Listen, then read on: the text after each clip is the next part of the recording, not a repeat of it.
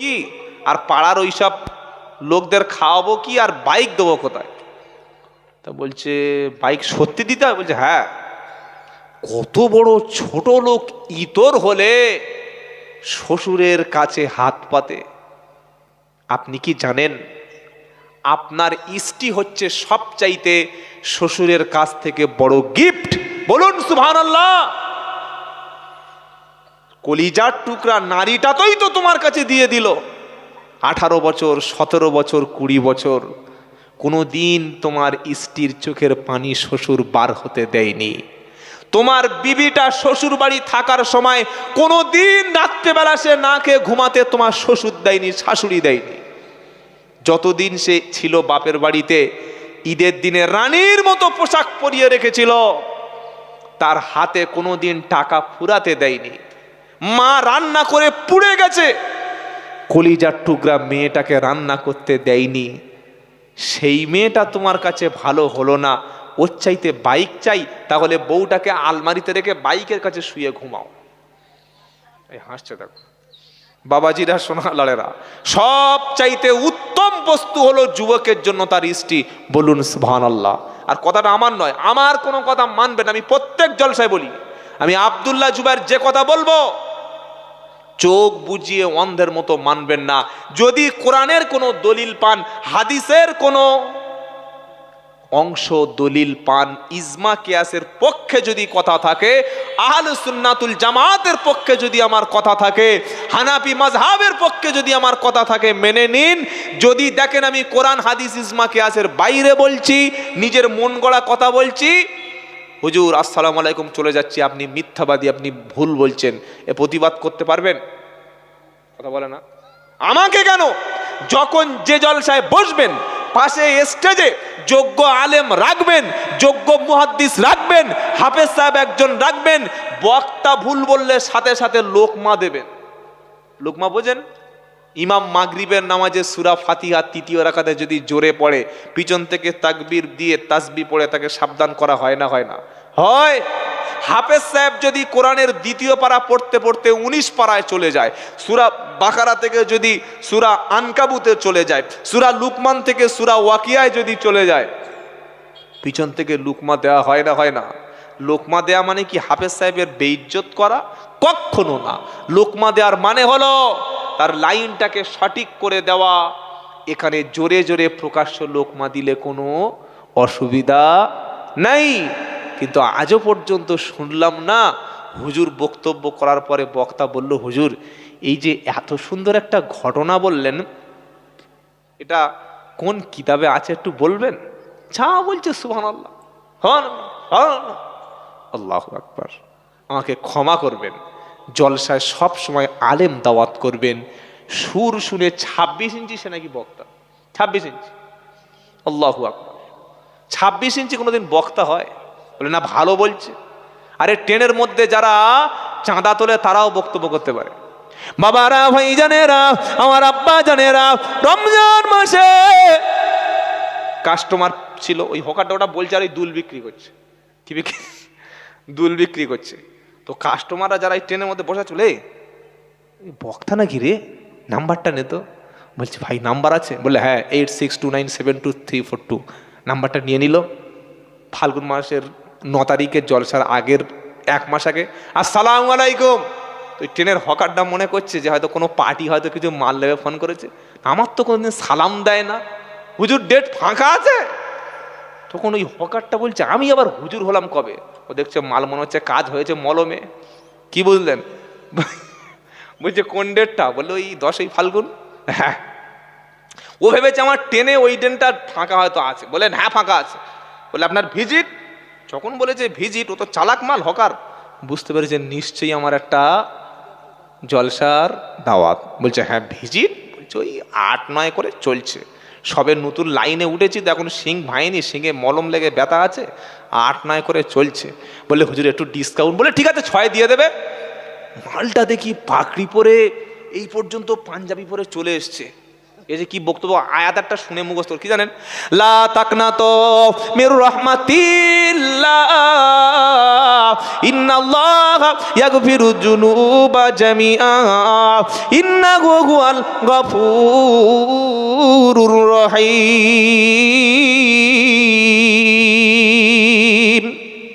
Committee ছেড়ে বলছে সত্যি একটা চাঙ্গা মাল পেয়েছি, যেমন গলা তেমন। ওই যে কি মাছ দিল হাফেজ সাহেবকে জিজ্ঞাসা করো। লা তাকনাতু মির রাহমাতিল্লাহ, তিল্লা না বলে উনি বলছে তিল্লা, এমন একটা সুদ দিয়েছে, সুদা তো পুরো ওহ কি মাল দিচ্ছে। খবরদার, বক্তাকে দাওয়াত করার সময় সাবজেক্ট বলে দেবেন, হুজুর এই বিষয়ে কথা বলুন, মনে থাকবে ইনশাআল্লাহ। বলেন ইনশাআল্লাহ। আল্লাহ আমাদের হেদায়েত করুক।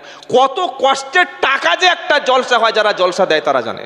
20 টাকা, 10 টাকা, 5 টাকা, 30 টাকা 3 বার 4 বার ধরে, তবে তো জলসা, নাকি বলেন না? একটা পার্টির লোক বলে আমি একটা জলসা দেবো 2 লাখ টাকা, বলেছে? বলে নাই। এত কষ্টের টাকাটা আলেমকে দিন, মাদ্রাসায় দিন, উস্তাদকে দেবেন, যাকে তাকে মঞ্চে চাপাবেন না। বাপের ঘটনা বলতে বলতে, দাদু নানার ঘটনা বলতে বলতে পাকা 1 ঘন্টা 50 মিনিট, হাতে আছে 10 মিনিট, যাওয়ার সময় বলছে বাবা সাবধান, দল ঠিক রেখে দেবে, ইমান নষ্ট করো না বাবা, খুব সাবধান। অনেক কিছু বলার ছিল বাবা, অনেক দূর যাব, সেই মেদিনীপুর যাব, আর বলতে পারলাম না, যদি কোনোদিন পাশে আসি সেই সময় বলবো। তার মানে যাওয়ার আগে গ্রাফি মেরে দিয়ে চলে গেল। গ্রাফি বোঝেন তো? হ্যাঁ, খবরদার। আল্লাহ পায়রা, আল্লাহ আমাদের মাফ করে দিক, সকলে বলুন আমিন। আল্লাহ বলছে মুসলমান হও, কিয়ামতের দিন মুসলমানদের জন্য জান্নাত, আমরা সবাই মুসলমান হয়ে জান্নাতে যাব ইনশাআল্লাহ। বলেন, বললে হুজুর মুসলমানদের জন্য জান্নাত কে বলছে বলো? আল্লাহ পাক কিয়ামতের দিন এক শ্রেণীর মানুষদেরকে ডেকে ডেকে ডেকে আল্লাহ সেদিন জান্নাতে দেবে। ইয়া ইবাদিলা খাউফুন আলাইকুমুল ইয়াউম ওয়ালা আনতুম তাহজানুন। আল্লাযীনা আমানু ওয়া কানু ইয়াত্তাকুন ওয়া কানু মুসলিমিন। 25 পারা সূরা যুকরুফের 68 নম্বর আয়াতে আল্লাহ তাআলা কিয়ামতের দিন এক শ্রেণীর মানুষদেরকে ডেকে ডেকে ডেকে ডেকে সেদিন জান্নাতে যাওয়ার কথা বলবে। আল্লাহ বলবে ইয়া ইবাদ, হে আমার বান্দা, হে আমার বান্দা, লা খাউফুন আলাইকুমুল ইয়াউম, আজকের কিয়ামতের দিন তোমাদের কোনো ভয় নাই, তোমাদের কোনো চিন্তা নাই। জোরে বলুন সুবহানাল্লাহ। আল্লাহ বলবে বান্দা ভয় নাই। তো বান্দা কারা? আল্লাহ পাক বলবে আল্লাযীনা আমানু বিআয়াতিনা ওয়া কানু মুসলিমিন। আমার বান্দা হলো তারা আমার কোরআন পড়েছে, আমার কোরআন শুনেছে, আমার কোরআন বুঝে যারা ঈমান এনেছে আর মরণের সময় মুসলমান হয়ে কবরে এসেছে যারা, আমার জান্নাতি বান্দা হলো তারা। জোরে বলুন না সুবহানাল্লাহ। কোরআন সাথে নিয়ে মরবেন, কোরআন আপনার সুপারিশ করবে। সমস্ত হাসরবাসী সেদিন পাগলের মতো করবে, আজকে আমার কি হবে কি হবে। এই যে রমজান আসছে ভাইয়া, 3 দিন 2 দিন পরে রোজা, এত বড় গুরুত্বপূর্ণ ইবাদত। যে ব্যক্তি রোজা করলো, রোজা পেল, ফরজ রোজা আদায় করলো, সাহারি তারাবি ইফতার সঠিকভাবে আদায় করলো, রমজানের শেষ 10 রাত্রি জাগরণ করলো, সেই ব্যক্তির জীবনের সমস্ত গুনাহগুলো মাফ হয়ে গেল। বলুন না সুবহানাল্লাহ। যুবকেরা, মুসলমান যারা এসেছেন রমজানের রোজা রাখবেন তো? বলুন না ইনশাআল্লাহ। তারাবির নামাজটা মসজিদে গিয়ে জামাতে পড়বেন। করাকাত পড়বেন? 8 রাকাত, তাই তো নাকি? খবরদার, বিভ্রান্ত হবেন না। 20 রাকাত তারাবি ওমর ফারুক তিনি শুরু করেছিলেন, সাহাবারা ইজমা করেছেন, ইমামে আজম আবু হানিফার মত, আমরা সেই ইমামের মতে চলি। 20 রাকাত তারাবি আমরা জামাতে আদায় করব। বলুন ইনশাআল্লাহ। তারাবির মধ্যে যেন তাড়াহুড়া না হয়। যারা মায়েরা অনেক সময় রমজানের রোজা রাখে, কিন্তু অনেক মা তারাবি পড়ে না, ওই খেয়ে নিয়ে ইফতার খেতে খেতে রাত 10টা বেজে গেছে, এবার কি তারাবি পড়বে, চল শুয়ে পড়ি। মায়েরা তারাবির নামাজ পার্সোনাল একা একা পড়ে নেবেন, কারণ মায়েদের জন্য কোনো ইমাম নাই। দেখেছেন কোনো ইমাম সাহেবের বউ গিয়ে তার গ্রামে ইমামতি করছে মেয়েদের? না। কেন? ইমামের কণ্ঠটা হলো, মহিলাদের কণ্ঠটা হলো পর্দা। তার কণ্ঠ শুনে যদি অন্য কোনো পুরুষ পাগল হয়, ইমামতি করতে গিয়ে জাহান্নামী হয়ে যাবে। কথা বুঝতে পেরেছেন না পারেন নাই?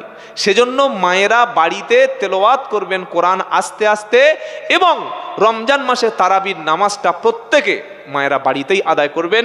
পুরুষ আমরা জামাতে গিয়ে আদায় করব, বলুন ইনশাআল্লাহ। রমজানে ইফতার, নিজে ইফতার করবেন, প্রতিবেশীকে একটু ইফতার দেবেন। একটা গরিব মানুষ 2 কেজি ছোলা, একটু চিনি কিনে দিলেন, কয়েক কেজি মুড়ি কিনে দিলেন, দিলে কি হবে জানেন? রোজাদার ব্যক্তি রোজা করে যে সওয়াব, আপনি একটু ইফতার করিয়ে দিলেন, সেই একই পরিমাণ সওয়াব পাবেন, বলুন সুবহানাল্লাহ ইনশাআল্লাহ। আর রমজানের সবচাইতে বড় ফজিলত হলো শেষের 10 দিন ইতিকাফে থাকা। কদিন? নবীর উপরে যখন 30টা রোজা রমজানের ফরজ হয়েছিল, সেই দিন থেকে মৃত্যু পর্যন্ত কোনো দিন আল্লাহ নবী রমজানের শেষ 10 রাত্রে ঘুমাতেন না, পরিবারকে জাগিয়ে দিতেন, নিজে উঠে রমজানের শেষ 10 রাত ইতিকাফে মসজিদে অবস্থান করতেন। কারণ লাইলাতুল কদর যদি কেউ পায়, 1000 মাস অপেক্ষা উত্তম এই রাত সে আমলের সওয়াব পাবে, বলুন সুবহানাল্লাহ। রমজান মাসে বেশি বেশি কোরআন তেলাওয়াত করাবেন, বেশি বেশি সদকা করবেন, আর আত্মীয় স্বজনের সঙ্গে কোনোদিন খারাপ আচরণ করবেন না। যাদের ভাই ভাই ঝগড়া, প্রতিবেশীর সঙ্গে দেখা হলে ওর সঙ্গে কথা বলবো, ভাইয়ের সঙ্গে দেখা হলে ও সারা ভাই ও একদম গালাগাল করছে, হারাম জায়গা, বাজে বাজে কথা বলছে না। আজকে জলসা শুনে বাড়িতে ফিরে গিয়ে তোমার প্রতিবেশীকে বুকে তুলে নাও, তোমার ভাইকে সালাম দিয়ে পাশে বসিয়ে নাও। যে বোনের সঙ্গে তোমার ঝগড়া অশান্তি জমি জায়গা নিয়ে, ওই বোনকে কাছে বসিয়ে নাও।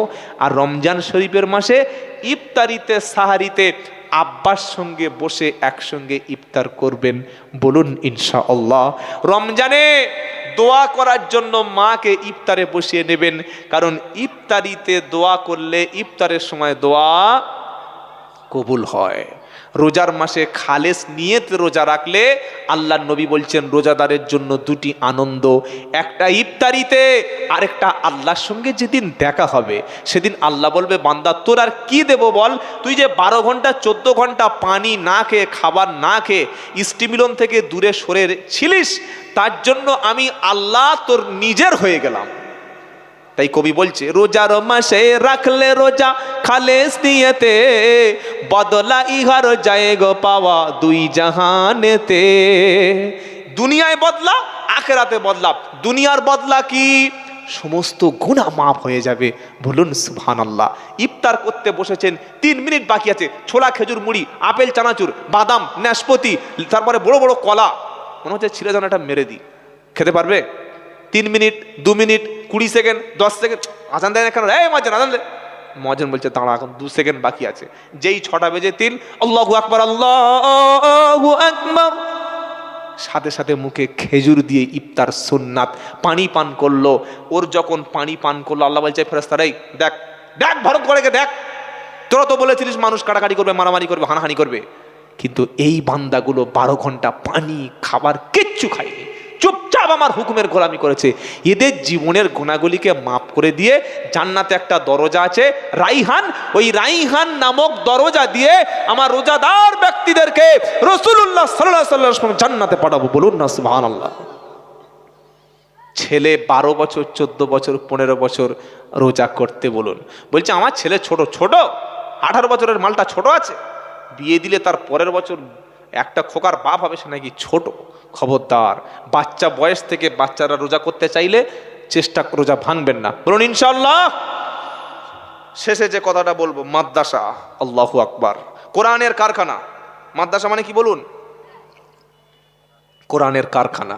বিশ্বাস করুন, বিশ্বাস করুন, কিয়ামতের দিন কোনো হুজুর, কোনো মুফতি সাহেব, কোনো কেউ আপনাকে কোনো উপকারে আসবে না, আসবে না, আসবে না।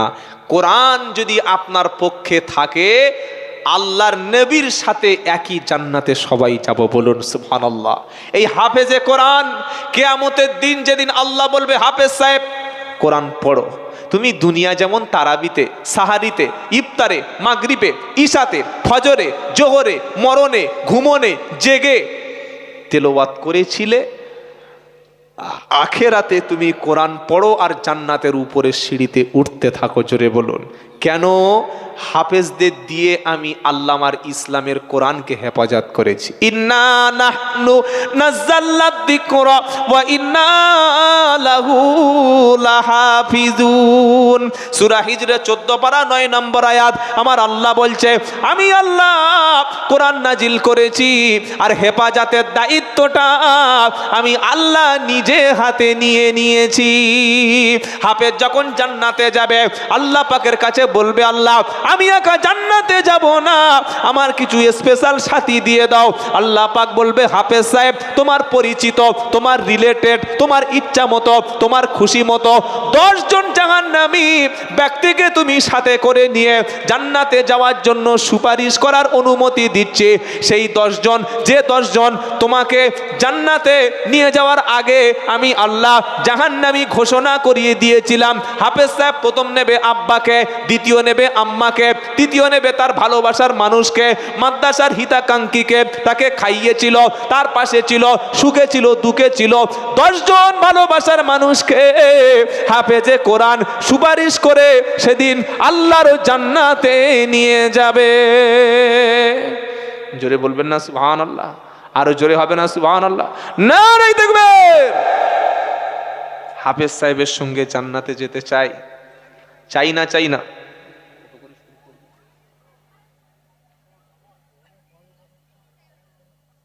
আল্লাহু আকবার। হাফেজ সাহেবের সঙ্গে জান্নাতে যেতে চাই তো?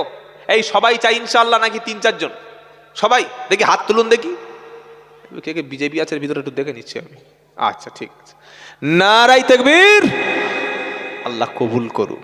10 জন শুধু সুযোগ পাবে, 10 জন, বেশি না। সেই 10 জন কারা আছেন অন্তর থেকে রেডি হন। মাত্র 3টি করে